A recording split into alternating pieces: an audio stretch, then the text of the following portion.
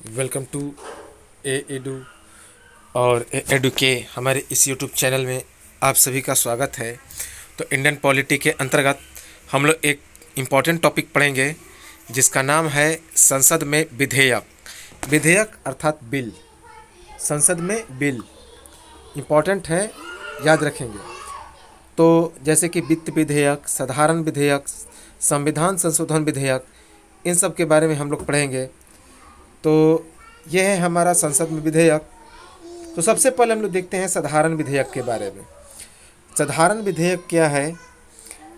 तो जैसा कि नाम से स्पष्ट है, यह कोई विशेष अधिवेशन इसको बुलाने की ज़रूरत नहीं है। यह एक साधारण विधेयक होता है। विधेयक का मतलब होता है बिल, बिल का मतलब होता है कानून, याद रखेंगे। तो जब कोई बिल या विधेयक किसी मंत्री के द्वारा संसद में पेश किया जाता है और संसद के दोनों सदनों अर्थात राज्यसभा और लोकसभा से पारित होकर राष्ट्रपति के पास जाता है, और जब राष्ट्रपति के पास हस्ताक्षरित या पारित हो जाता है तो वह अधिनियम या फिर कानून बन जाता है। उदाहरण के लिए संसद में CAB अर्थात citizen amendment bill, citizen amendment bill नागरिकता संशोधन विधेयक पास होकर किसके पास गया था? तो राष्ट्रपति के पास गया, और राष्ट्रपति से पास होकर वह CAA अर्थात सिटीजन अमेंडमेंट एक्ट अर्थात नागरिक संशोधन अधिनियम अर्थात कानून बन गया, याद रखेंगे। तो एक तरह से देखा जाए तो इस एक्ट का मतलब होता है नियम। तो पहले नियम बनाने के लिए जो लिखित चीज़ भेजा जाता है उसे हम लोग बोलते हैं बिल, और जब वह एक कानून का रूप ले लेता है, एक नियम का रूप ले लेता है, तो उसे बोलते हैं अधिनियम, याद रखेंगे, एक्ट बोलते हैं। तो जब कोई बिल किसी मंत्री के द्वारा संसद में पेश किया जाता है और संसद के दोनों सदनों अर्थात राज्यसभा और लोकसभा से पारित होकर वह फिर राष्ट्रपति के पास जाता है, और राष्ट्रपति के पास जब हस्ताक्षरित और पारित हो जाता है तो फिर अधिनियम या फिर कानून बन जाता है। जैसे कि CAB जो था, सिटीजन अमेंडमेंट बिल, नागरिकता संशोधन जो विधेयक था, नागरिकता संशोधन विधेयक पारित किया गया था लोकसभा में, फिर वह लोकसभा से पारित होकर राज्यसभा के पास गया और फिर राष्ट्रपति के पास गया, और जब राष्ट्रपति ने उस पर हस्ताक्षरित कर दिया तो उसके बाद यह CAA अर्थात सिटीजन अमेंडमेंट एक्ट बन गया। पहले बिल था, अब अमेंडमेंट एक्ट बन गया अर्थात नागरिकता संशोधन अधिनियम बन गया।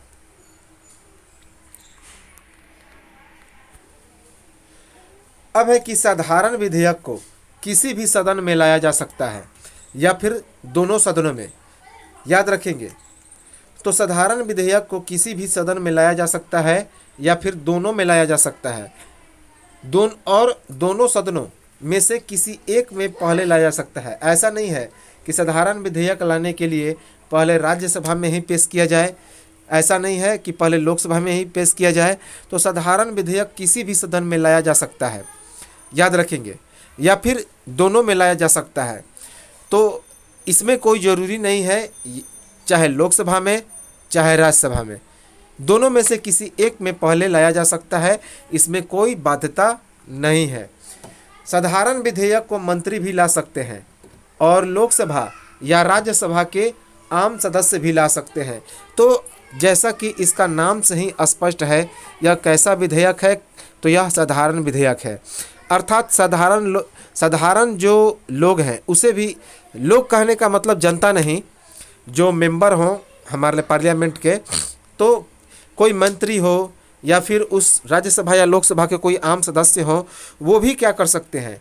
तो इसे संसद में ला सकते हैं। इम्पोर्टेंट है। साधारण विधेयक को सरकारी या गैर सरकारी किसी भी सदस्यों के द्वारा प्रस्तुत किया जा सकता है। तो जो साधारण विधेयक है उसे सरकारी या गैर सरकारी किसी भी सदस्यों के द्वारा उसे प्रस्तुत किया जा सकता है। साधारण विधेयक को जब मंत्री प्रस्तुत करते हैं तो उसे सरकारी विधेयक कहा जाता है। और जब गैर सरकारी सदस्य अर्थात सदन या मंत्री परिषद का हिस्सा नहीं होते वे पेश करते हैं तो उसे गैर सरकारी या निजी विधेयक कहा जाता है।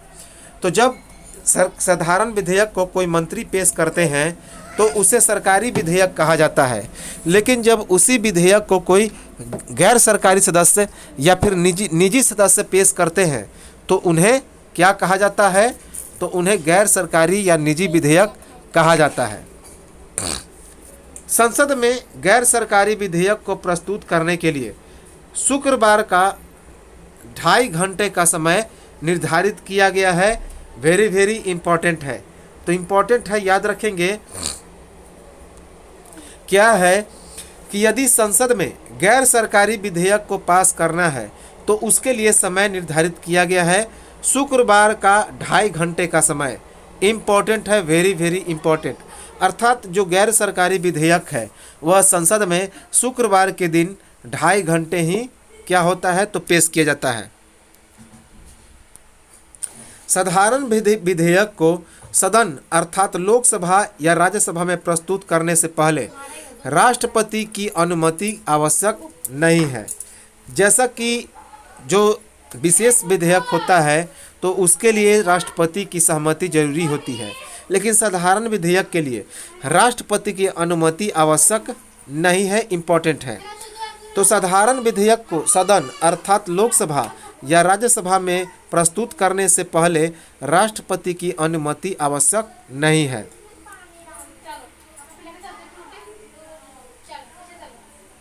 अगर साधारण विधेयक सदन में पेश नहीं हो पाता तो सरकार को त्याग पत्र देना पड़ता है। अगर साधारण विधेयक सदन में पेश नहीं हो पाता तो सरकार को त्याग पत्र देना पड़ सकता है, क्योंकि जो साधारण विधेयक है साधारण बहुमत अर्थात 50% से अधिक सदस्यों की सहमति से पास हो जाता है। तो अगर साधारण विधेयक संसद में पेश नहीं हो पाता है तो सरकार को त्याग पत्र देना पड़ सकता है, क्योंकि साधारण विधेयक साधारण बहुमत अर्थात 50% से अधिक सदस्यों की सहमति से पास हो जाता है। अर्थात जब पूरे सदस्यों की 50% सदस्यों ने अगर हस्ताक्षर कर दिया, सहमति दे दिया, तो यह साधारण विधेयक पारित हो जाता है।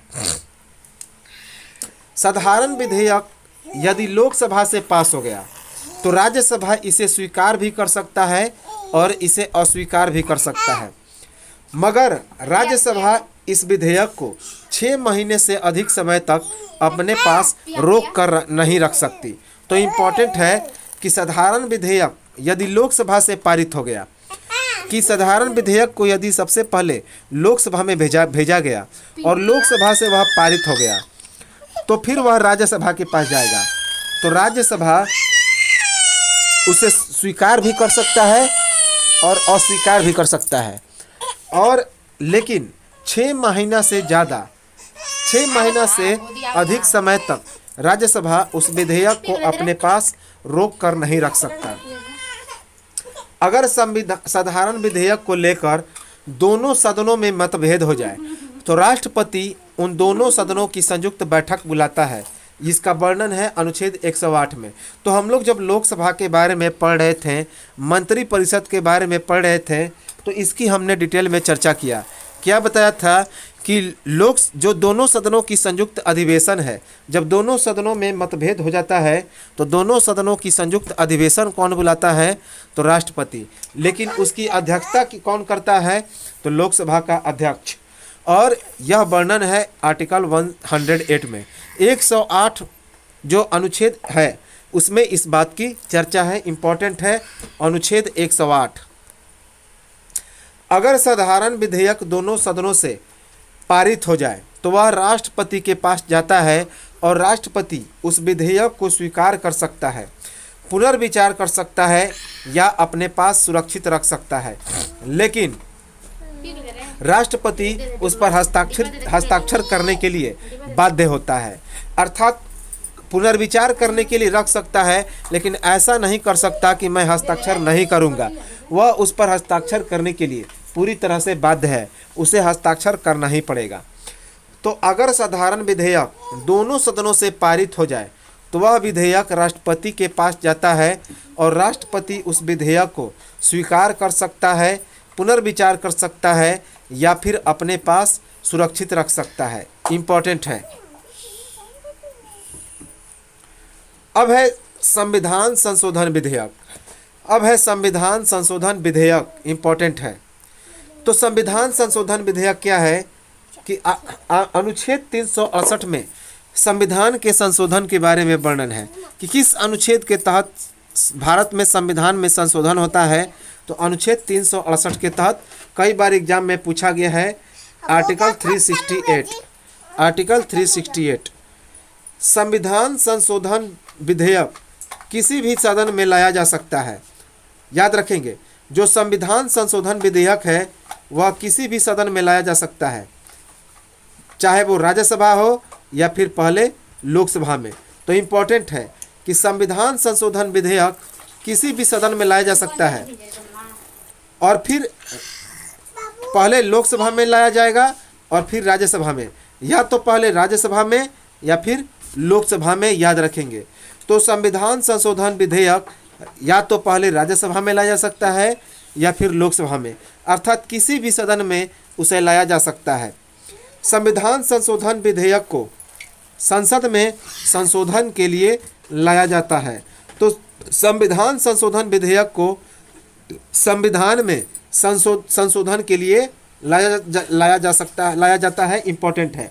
तो एग्जाम में पूछा जाता है कि जो संविधान संशोधन विधेयक है उस विधेयक पर संशोधन करने के लिए उसे कहाँ पे पेश करना होता है, तो संविधान में। याद रखेंगे, संविधान में संशोधन के लिए लाया जाता है। इम्पोर्टेंट है।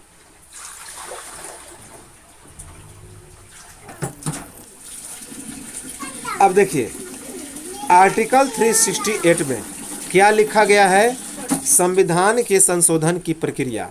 तो अनुच्छेद 368 में लिखा गया है संविधान में संशोधन की प्रक्रिया। तो संविधान में संशोधन की प्रक्रिया का वर्णन अनुच्छेद 368 में है। इसे दिमाग में पूरी तरह से नोट कर लेंगे क्योंकि एग्जाम में यह बार बार पूछा जाता है और काफ़ी इम्पोर्टेंट है। तो संविधान में संशोधन की प्रक्रिया का वर्णन किस अनुच्छेद में है, तो अनुच्छेद 368 में। संविधान संशोधन विधेयक को दोनों सदनों से अलग अलग 2/3 बहुमत अर्थात विशेष बहुमत से पास होना जरूरी है। तो संविधान संशोधन विधेयक को दोनों सदनों से अलग अलग 2/3 बहुमत अर्थात विशेष बहुमत से पास होना जरूरी है। कुछ संविधान संशोधन में सदन के साथ साथ राज्यों की विधानसभा से भी पारित होना आवश्यक है, अर्थात 50% से अधिक राज्यों के विधानसभा से पास होना जरूरी है कि जो राज्यों की विधानसभा होते हैं उसके 50% से अधिक सदस्यों से भी उसको पास होना जरूरी है। याद रखेंगे, कुछ संविधान संशोधन के लिए, जैसे कि देश में 29 राज्य हैं। वर्तमान में देश में कितने राज्य हैं, तो 28 राज्य हैं। याद रखेंगे कितने हैं, 28 राज्य। तो और 8 केंद्र शासित प्रदेश हैं। तो वर्तमान में 28, मान लिया जाए कि 28 राज्य हैं, तो कम से कम 15 राज्यों के विधानसभा से इसे पास होना जरूरी है। याद रखेंगे, क्योंकि 28 का यदि हम लोग 50% करेंगे तो लगभग 14%। तो याद रखेंगे, इम्पोर्टेंट है कि जैसे कि देश में यदि 28 राज्य हैं वर्तमान में, तो 14 राज्यों के विधानसभा से उसे पास होना जरूरी है। उदाहरण के लिए वर्ष 2001 के संविधान संशोधन जो 101 हुआ था उसमें किस चीज़ का हुआ था, तो GST कब हुआ, 2016 में। तो संविधान संशोधन के तहत जो 101वां संविधान संशोधन हुआ था वर्ष 2016 में, तो उसके तहत GST अर्थात मूल्य एवं सेवा कर का अधिनियम बना था। इम्पोर्टेंट है। तो एक संविधान संशोधन हुआ था 2016 में जिसके तहत GST आया था, गुड्स एंड सर्विस टैक्स अर्थात मूल्य एवं सेवा कर। तो यह संविधान के संशोधन के तहत जो 2001 के संविधान के संशोधन के तहत यह क्या बना था, तो अधिनियम बना था, याद रखेंगे। तो इसमें 50% से अधिक राज्यों के सदस्यों ने क्या किया था, तो हस्ताक्षर किया था। तो इम्पोर्टेंट है कि कुछ संविधान संशोधन विधेयक में संसद के साथ साथ राज्यों से भी पारित होना आवश्यक है, अर्थात 50% से अधिक राज्यों के विधानसभा से पास होना जरूरी है। जैसा कि देश में 29 राज्य हैं, तो कम से कम 15 राज्यों के विधानसभा से पास होना जरूरी है। तो वर्तमान में 28 राज्य हैं, तो 14 राज्यों के विधानसभा से पास होना जरूरी है। जैसे कि 2001 में जो जीएसटी लागू हुआ था, जीएसटी का अधिनियम, जो 2001 के संविधान संशोधन के तहत जो जीएसटी लागू हुआ था, कब, 2016 में। तो यह संविधान संशोधन अधिनियम के तहत हुआ था, इम्पॉर्टेंट है। तो यह जो जीएसटी है कहाँ पे लागू है, राज्यों में भी लागू है और केंद्र में भी लागू है। तो केंद्र के जीएसटी को हम लोग क्या बोलते हैं, सीजीएसटी। उसके बाद स्टेट के जीएसटी को एसजीएसटी बोलते हैं। तो इस प्रकार के, और एक होता है आईजीएसटी, उसे इंटीग्रेटेड बोलते हैं, integrated goods and service tax. तो 3 तरह का मूल्य एवं सेवा कर निर्धारित किया गया था 2016 में। किसके तहत, तो संविधान संशोधन 101वें के तहत, 101वें संविधान संशोधन के तहत। इम्पोर्टेंट है। कुछ संविधान संशोधन एक साधारण विधेयक में आते हैं, जैसे कि अगर किसी राज्य की आंतरिक सीमा में परिवर्तन करना है, नाम बदलना है, 2 या 2 से अधिक राज्यों को मिलाकर एक राज्य बनाना है, तो इसके लिए कोई विशेष बहुमत की जरूरत नहीं पड़ती। यह साधारण बहुमत से ही इसका संविधान में संशोधन हो जाता है। जैसे कि अभी कई सारे जगहों का नाम बदला गया है उत्तर प्रदेश में, और भारत के और कई शहरों में नाम बदला गया है। जैसे कि फैजाबाद का नाम बदलकर अयोध्या कैंट किया गया, मुगल सराय का नाम बदलकर दीनदयाल उपाध्याय जंक्शन कर दिया गया, अलीगढ़ का नाम बदलकर हरिगढ़ कर दिया गया। तो उसके लिए कोई संविधान में संशोधन नहीं लाया गया, बस विशेष बहुमत, साधारण बहुमत से उसे क्या कर दिया गया, तो परिवर्तित कर दिया। तो कुछ संविधान संशोधन एक साधारण विधेयक के अंतर्गत आते हैं, जैसे कि अगर किसी राज्य की आंतरिक सीमा में परिवर्तन करना है, नाम बदलना है, या 2 से अधिक राज्यों को मिलाकर एक राज्य बनाना है, तो ये सभी साधारण विधेयक में आते हैं। ये विशेष विधेयक में नहीं गिने जाते, याद रखेंगे।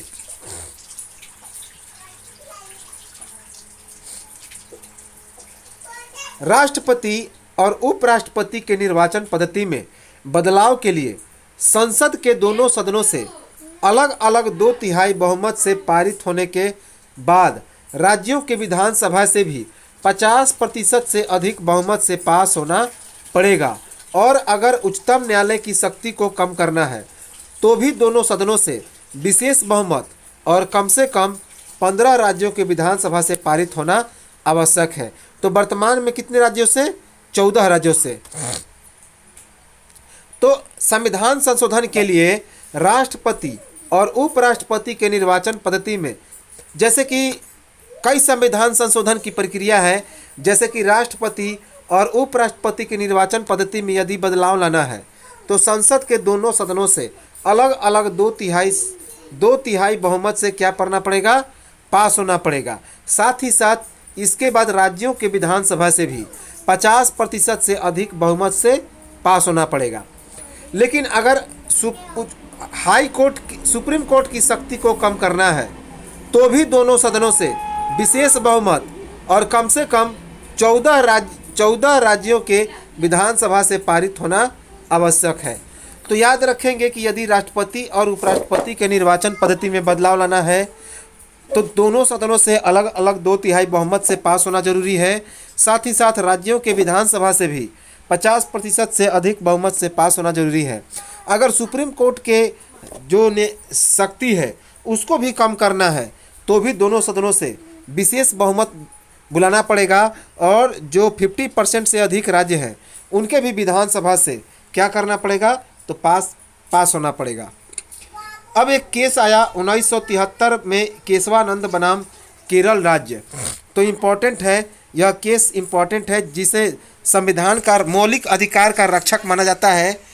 तो इसमें केशवानंद, इस केस में क्या सुप्रीम कोर्ट ने फैसला सुनाया कि ठीक है, इसमें मौलिक अधिकार में परिवर्तन किया जा सकता है, लेकिन उसके मूल ढांचा में परिवर्तन नहीं होना चाहिए। इस तो मौलिक अधिकार में संविधान संशोधन किया जा सकता है, परिवर्तन किया जा सकता है, लेकिन उसके इसका जो मूल ढांचा है उसमें परिवर्तन नहीं होना चाहिए। यही संबंध है इस केशवानंद बनाम केरल राज्य से। वेरी वेरी इंपॉर्टेंट है। तो 1973 ईस्वी में केशवानंद बनाम केरल राज्य एक केस आया था। केशवानंद ने केरल राज्य के विरुद्ध केस किया था और उसके बाद यह मामला गया सुप्रीम कोर्ट में। तो इसमें क्या था कि संविधान में संशोधन तो हो सकता है, पर उसके मूल ढांचों में परिवर्तन नहीं होना चाहिए। तो इसमें सुप्रीम कोर्ट ने फैसला सुनाया कि संविधान में संशोधन तो हो सकता है, लेकिन मूल ढांचे में परिवर्तन होना नहीं चाहिए। ऐसा नहीं कि संविधान में संशोधन करने के बाद जो संविधान के कंटेंट है वही गायब हो जाए। तो कंटेंट तो रहे, लेकिन उसका मूल ढांचा जो है वो रहना चाहिए, फिर आप उसको संशोधन कर सकते हैं। उसकी ऐसा नहीं कि जो संविधान में पहले से लिख दिया गया आप उसको हटा के नया चीज़ डाल दीजिए, ऐसा नहीं है। तो इसी 1973 ईस्वी में केशवानंद बनाम केरल राज्य में यह फैसला आया था कि संविधान में संशोधन तो हो सकता है, पर इसके मूल ढांचों में परिवर्तन नहीं होना चाहिए। अतः जब संविधान में संशोधन होता है और उससे संविधान के ढांचे में परिवर्तन होने लगे तो उच्चतम न्यायालय उसे असंवैधानिक करार देती है और वह संविधान निरस्त हो जाता है। इसलिए संविधान के मूल ढांचे में परिवर्तन के लिए उच्चतम न्यायालय की शक्ति को क्या करना पड़ेगा? कम करना पड़ेगा। याद रखेंगे। तो इस प्रकार जब संविधान में संशोधन होता है तो उससे संविधान के ढांचे में परिवर्तन होने लगा और उच्चतम न्यायालय उसे असंवैधानिक करार देती है। तो जब संविधान में संशोधन होता है और उस संशोधन के बाद जब संविधान के ढांचे में परिवर्तन होने लगता है तो सुप्रीम कोर्ट उसे असंवैधानिक करार देती है और वह संशोधन निरस्त कर दिया जाता है। तो इम्पॉर्टेंट है कि संविधान में संशोधन इसी केशवानंद बनाम केरल राज्य में यह किया गया। यह फैसला सुनाया गया कि मौलिक अधिकार का हनन यदि हो रहा है, संविधान का यदि उल्लंघन हो रहा है, अपना एक नया संशोधन हो रहा है, तो संशोधन ठीक है। यदि संशोधन के दौरान यदि उसके संविधान के मूल ढांचा में परिवर्तन हो रहा है तो फिर वह संशोधन निरस्त कर दिया जाएगा सुप्रीम कोर्ट के द्वारा। इसलिए संविधान का यदि मूल ढांचा परिवर्तन लाना है तो उच्चतम न्यायालय की शक्ति को क्या करना पड़ेगा? कम करना पड़ेगा। यही फैसला सुनाया सुप्रीम कोर्ट ने कि ठीक है, यदि आप संसद को बताया कि यदि केरल के संसद को क्या कहा कि यदि आप संविधान के मूल ढांचे में परिवर्तन लाना चाहते हैं तो सबसे पहले सुप्रीम कोर्ट की शक्ति को क्या कीजिए? कम कीजिए। क्योंकि सुप्रीम कोर्ट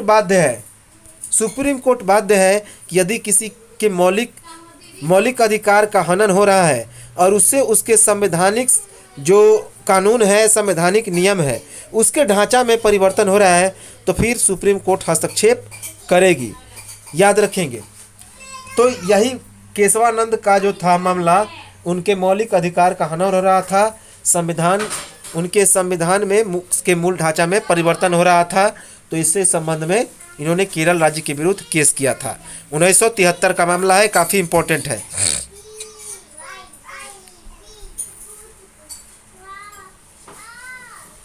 अब देखिए, नागरिकता संशोधन विधेयक में जो संविधान संशोधन हुआ था, तो एक संविधान संशोधन हुआ था नागरिकता संशोधन अधिनियम 1955 में। इसमें जब संशोधन हुआ था तो साधारण विधेयक से हुआ था, क्योंकि अधिनियम 1955 में बन चुका था, बस केवल उसमें परिवर्तन करना था। तो 1955 के जो नागरिकता संशोधन अधिनियम था 1955 में यह बना था, तो उसके बाद इसे संशोधन करना था, तो बस इसे साधारण बहुमत से ही क्या कर दिया गया? साधारण विधेयक से ही उसे पारित कर दिया गया, क्योंकि यह तो अधिनियम बन चुका था, यह कानून बन चुका था 1955 में, बस इसमें केवल परिवर्तन करना था। संविधान संशोधन विधेयक के लिए तो संविधान संशोधन विधेयक के लिए यदि दोनों सदनों में मतभेद हो जाए, तो संविधान संशोधन विधेयक के लिए यदि दोनों सदनों में मतभेद हो जाए तो इसके लिए किसी प्रकार की संयुक्त अधिवेशन बैठक नहीं बुलाई जा सकती। तो याद रखेंगे कि संविधान संशोधन विधेयक के लिए यदि दोनों सदनों में मतभेद हो जाए तो इसके लिए कोई संयुक्त अधिवेशन, संयुक्त बैठक नहीं बुलाई जा सकती, जैसा कि साधारण विधेयक में बुलाया जाता है आर्टिकल 108 के तहत।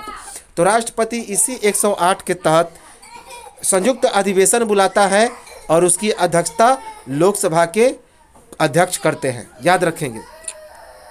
लेकिन संविधान संशोधन की प्रक्रिया के लिए, संविधान संशोधन विधेयक के लिए यदि दोनों सदनों में मतभेद हो जाए तो इसके लिए संयुक्त बैठक नहीं बुलाई जा सकती। 24वां संविधान संशोधन 1971 में हुआ था। तो 1971 में 24वां संविधान संशोधन हुआ था, जिसके तहत राष्ट्रपति संविधान संशोधन विधेयक को सहमति देने के लिए क्या है, तो बाध्य है। तो 24वां संविधान संशोधन 1971 में हुआ था। इसमें क्या संशोधन हुआ कि राष्ट्रपति संविधान संशोधन विधेयक को सहमति देने के लिए बाध्य है। तो अभी हमने क्या बताया?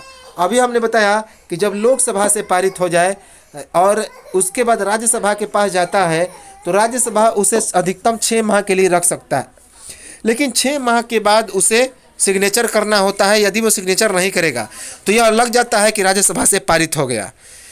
फिर वह राष्ट्रपति के पास जाएगा तो राष्ट्रपति को उस पर साइन करना ही पड़ता है, क्योंकि यह 24वें संविधान संशोधन 1971 में ही लिख दिया गया कि राष्ट्रपति संविधान संशोधन विधेयक को सहमति देने के लिए बाध्य है। हाँ, पुनर्विचार कर सकता है, उसे कुछ दिनों के लिए रख सकता है, लेकिन असहमति नहीं दे सकता, उसे उस पर सहमति देने के लिए बाध्य है। यानी कि अगर विधेयक दोनों सदनों से पारित होकर राष्ट्रपति के पास जाता है तो राष्ट्रपति उसे पास करना ही पड़ेगा। अगर राष्ट्रपति उसे पुनर्विचार के लिए भेज देता है और संसद के दोनों सदन उस पर सहमत होकर या कुछ भी परिवर्तन करके राष्ट्रपति के पास भेजते हैं, तब भी उसको पास करना ही पड़ता है राष्ट्रपति को। याद रखेंगे कि अगर कोई विधेयक दोनों सदनों से पारित होकर किसके पास जाता है, राष्ट्रपति के पास, तो राष्ट्रपति को उसको पास करना ही पड़ेगा, उस पर हस्ताक्षर करना ही पड़ेगा। अगर राष्ट्रपति उसको पुनर्विचार के लिए भेज देता है और संसद के दोनों सदन उस पर सहमत होकर या कुछ भी परिवर्तन करके राष्ट्रपति के पास भेजते हैं, तो राष्ट्रपति को उसको पास करना ही पड़ता है। याद रखेंगे। अब है वित्त विधेयक, वित्त विधेयक, फाइनेंस बिल। तो वित्त विधेयक क्या है कि वित्त विधेयक में पैसे से लेन देन से संबंधित मुद्दे आते हैं। तो जैसा कि नाम है वित्त यानी कि पैसा, तो वित्त विधेयक में पैसे के लेन देन से संबंधित मुद्दे आते हैं, इम्पोर्टेंट हैं। वित्त विधेयक 3 प्रकार के होते हैं, धन विधेयक, वित्त विधेयक 1 और वित्त विधेयक 2। याद रखेंगे।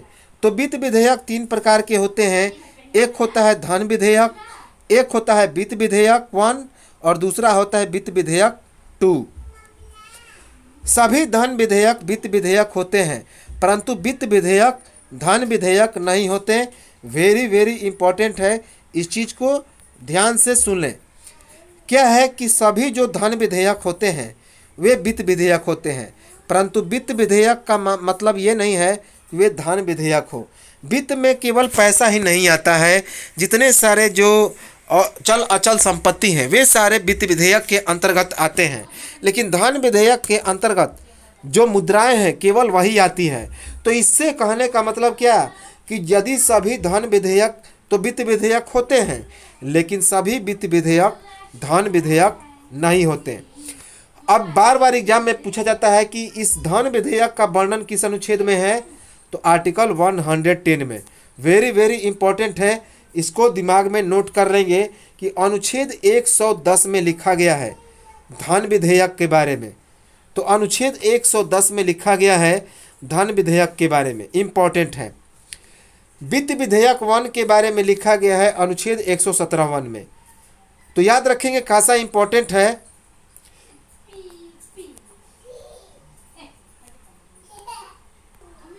तो खासा इम्पोर्टेंट है कि अनुच्छेद 117 के 1 में क्या लिखा गया। अनुच्छेद 117 के 1 में लिखा गया है वित्त विधेयक 1। याद रखेंगे, इम्पोर्टेंट है। अनुच्छेद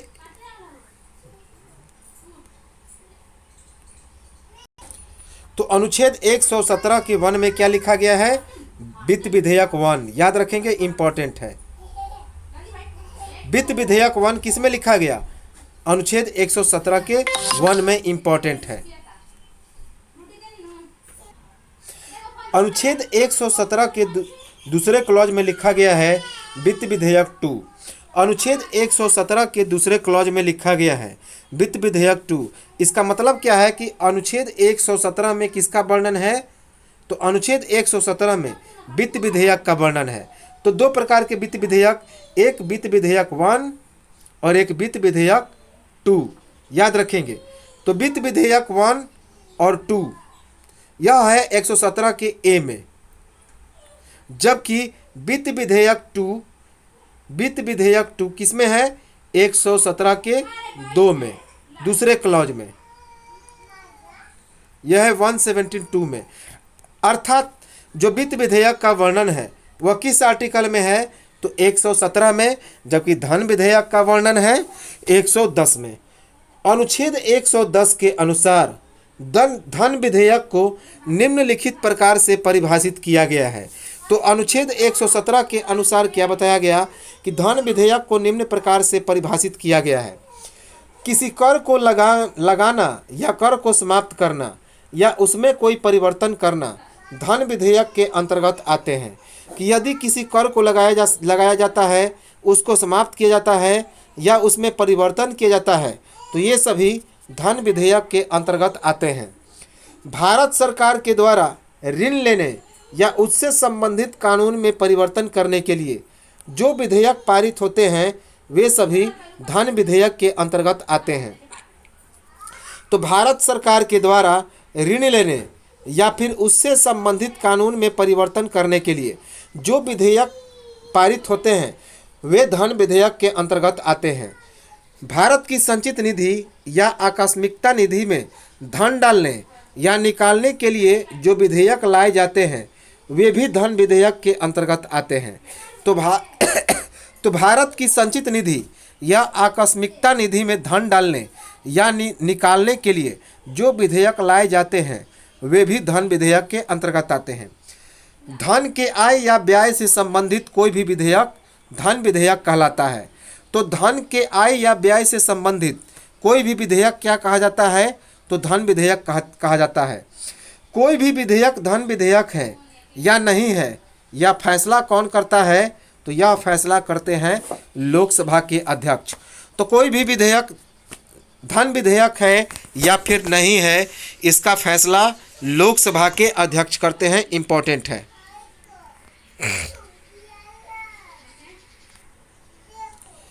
धन विधेयक सबसे पहले लोकसभा में लाया जाता है। राज्यसभा में पहले यह नहीं लाया जाता, मगर उससे पहले इस राष्ट्रपति की अनुमति होना चाहिए। तो सबसे पहला इम्पोर्टेंट फैक्ट है कि धन विधेयक को सबसे पहले कहाँ लाया जाता है, तो लोकसभा में। राज्यसभा में इसे पहले नहीं लाया जाता।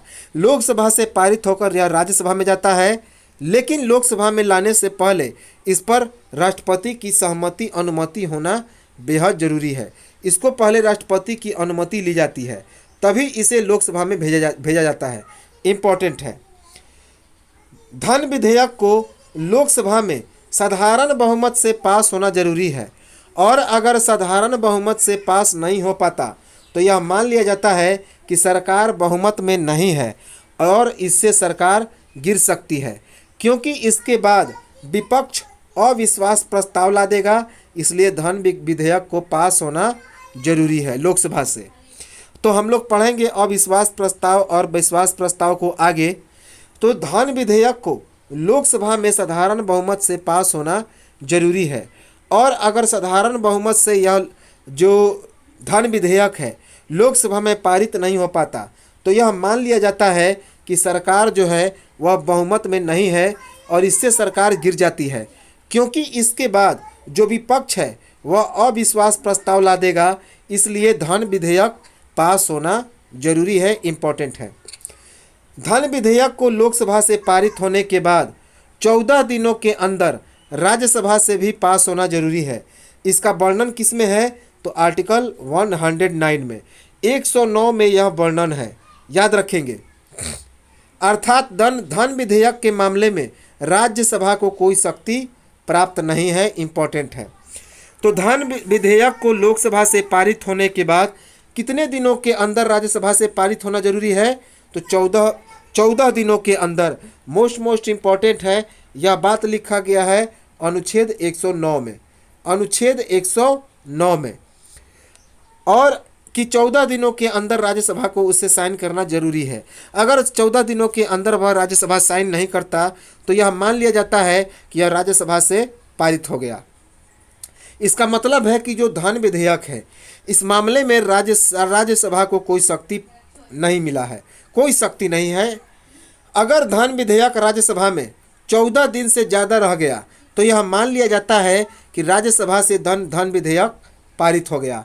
तो अभी हमने क्या बताया कि यदि 14 दिन तक राज्यसभा से वह धन विधेयक पारित नहीं हो पाता है और राज्यसभा उसे 14 दिन से ज़्यादा तक रख लेता है तो यह मान लिया जाता है कि राज्यसभा से वह विधेयक पारित हो गया। धन विधेयक दोनों सदनों से पारित होने के बाद राष्ट्रपति के पास जाता है और राष्ट्रपति को उसे पास करना ही पड़ता है। चूँकि अभी हमने क्या बताया कि आर्टिकल 108 के तहत राष्ट्रपति बाध्य है लोकसभा के उस विधेयक पर सिग्नेचर करने के लिए। तो धन विधेयक दोनों सदनों से जब पारित हो जाता है तो वह फिर राष्ट्रपति के पास जाता है और राष्ट्रपति को उसे पास करना ही पड़ता है, हस्ताक्षर करना ही पड़ता है, इम्पोर्टेंट है।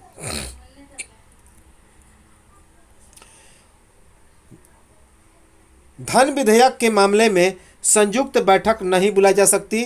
तो मोस्ट इम्पोर्टेंट है, याद रखेंगे कि धन विधेयक के मामले में किसी प्रकार की संयुक्त बैठक नहीं बुलाई जा सकती, याद रखेंगे। लेकिन साधारण विधेयक के मामले में हमने क्या देखा कि राष्ट्रपति जो है वह संयुक्त बैठक बुलाता है, कब? जब दोनों सदनों में मतभेद हो जाता है, याद रखेंगे। और उसके बाद उसकी अध्यक्षता लोकसभा के अध्यक्ष करते हैं।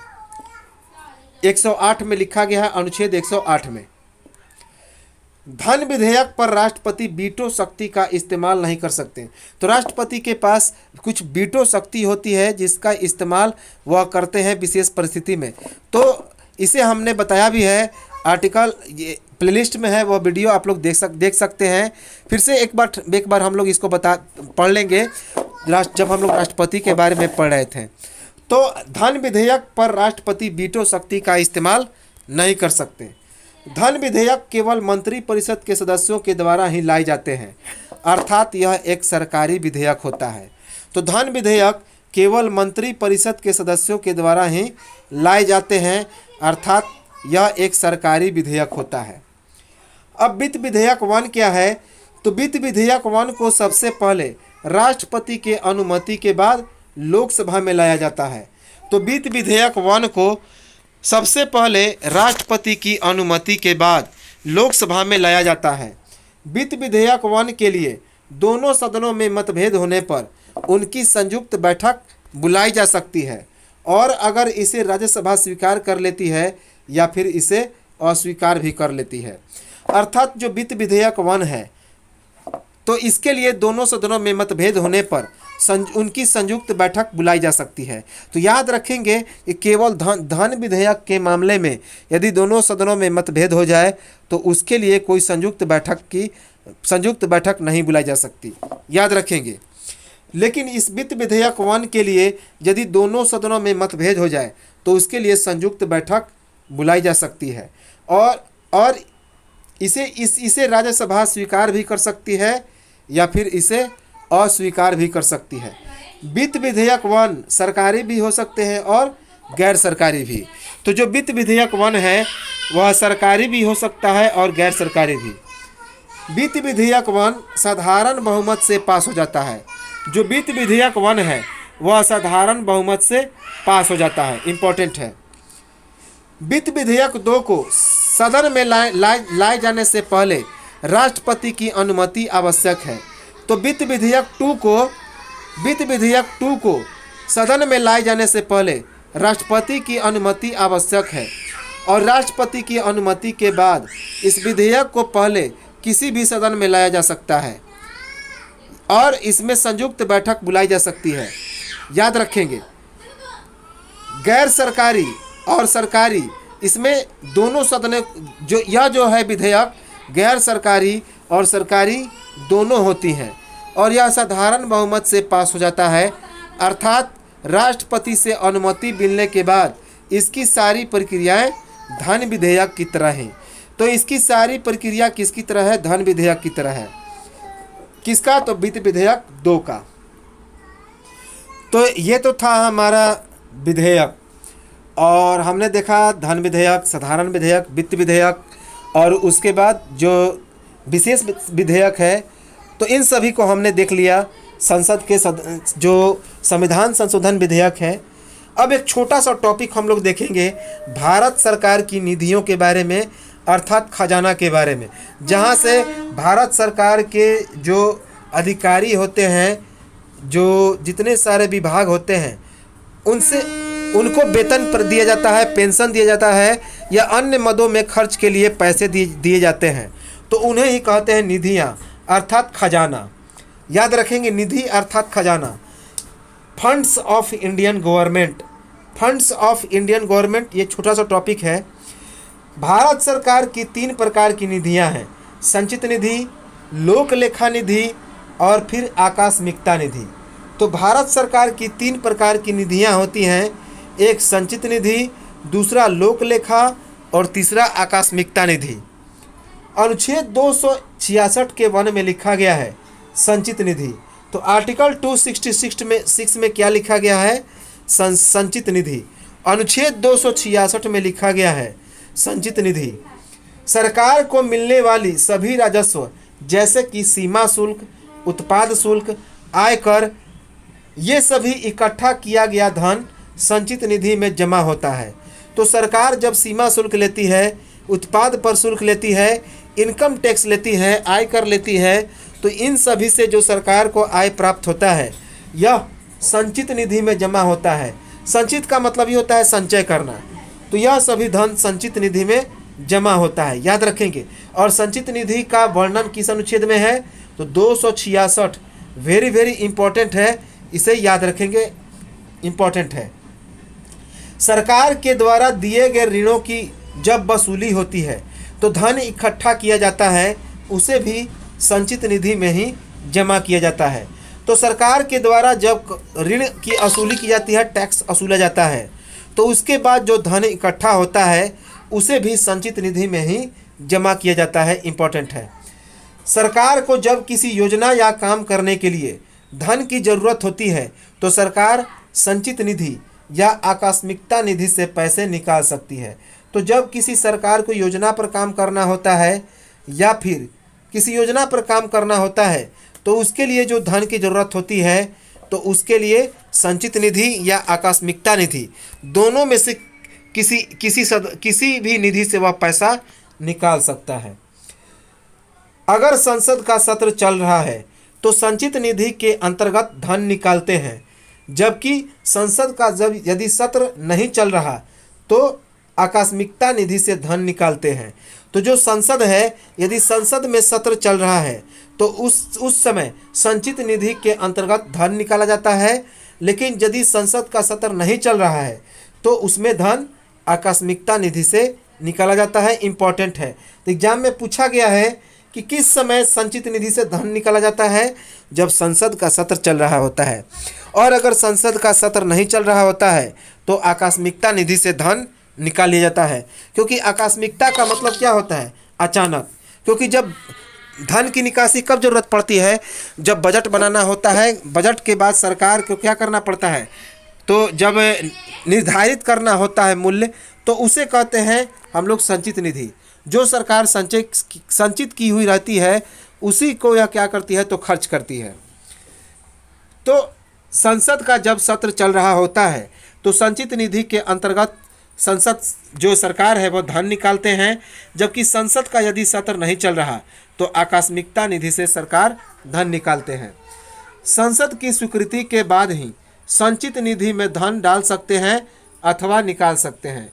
तो जब संसद की स्वीकृति मिल जाती है तभी संचित निधि से में धन डाला जा सकता है अथवा निकाला जा सकता है। इम्पोर्टेंट है।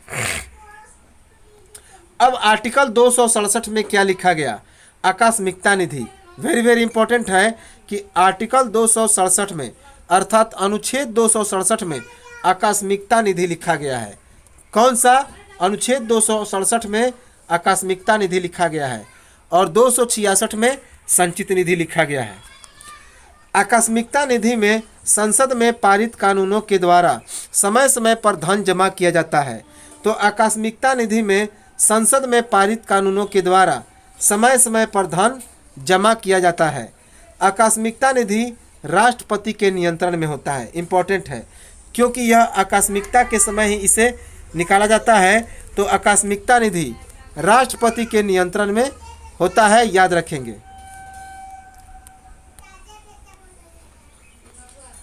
अब है कि आकस्मिकता निधि से धन निकालने के लिए संसद की स्वीकृति अनिवार्य नहीं है, केवल राष्ट्रपति की अनुमति चाहिए। तो यदि आकस्मिकता निधि से धन निकालने की जरूरत है तो उसके लिए संसद की स्वीकृति आवश्यक नहीं है, बस केवल राष्ट्रपति की अनुमति होना चाहिए। संचित निधि से धन विधेयक लाकर संसद की अनुमति के बाद पैसा निकाला जाता है। तो संचित निधि में ही संसद की अनुमति जरूरी होती है। तो संचित निधि से धन विधेयक लाकर संसद की अनुमति के बाद पैसा निकाला जाता है। अब है अनुच्छेद 266 के दूसरे क्लॉज में, अनुच्छेद 266 की 2 में लिखा गया है लोक लेखा समिति, लोक लेखा निधि। तो अनुच्छेद 266 के दूसरे क्लॉज में लिखा गया है लोक लेखा निधि, याद रखेंगे। भारत सरकार के द्वारा उसकी ओर से प्राप्त सभी अन्य लोक धनराशि भारत की लोक लेखा निधि में जमा होती है। अर्थात लोगों के लिए या लोगों के द्वारा लोक लेखा निधि में जमा होती है। लोक लेखा निधि का ही मतलब होता है लोगों के लिए। तो भारत सरकार के द्वारा या उसकी ओर से प्राप्त सभी जो लोक धनराशि होती है वह भारत के लोक लेखा निधि में जमा होती है। अर्थात लोगों के लिए या लोगों के द्वारा यह धन लोक लेखा निधि में जमा होती है। तो यह इम्पोर्टेंट टॉपिक देखा हमने, एक विधेयक के बारे में और दूसरा जो देखा संसद के द्वारा जो एक निधि है जो सरकार इस्तेमाल करती है, संचित निधि, आकस्मिकता निधि। तो इन सब के बारे में देखा, एग्जाम में इनसे भी प्रश्न बन जाते हैं। तो चलिए मिलेंगे हम लोग अगले टॉपिक में पॉलिटी को लेकर। लगभग हमने 85% जो है इंडियन पॉलिटी समाप्त कर दिया है। तो कुछ जो टॉपिक बचे हैं वो भी जल्द समाप्त हो जाएंगे। तो जुड़े रहिए हमारे साथ और इंडियन पॉलिटी का फुल फ्लेज जो वीडियो है जो बेहद इम्पॉर्टेंट है इसे आप लोग देखते रहें। तो चलिए मिलते हैं हम लोग अगले वीडियो में। तब तक नमस्कार, जय हिंद।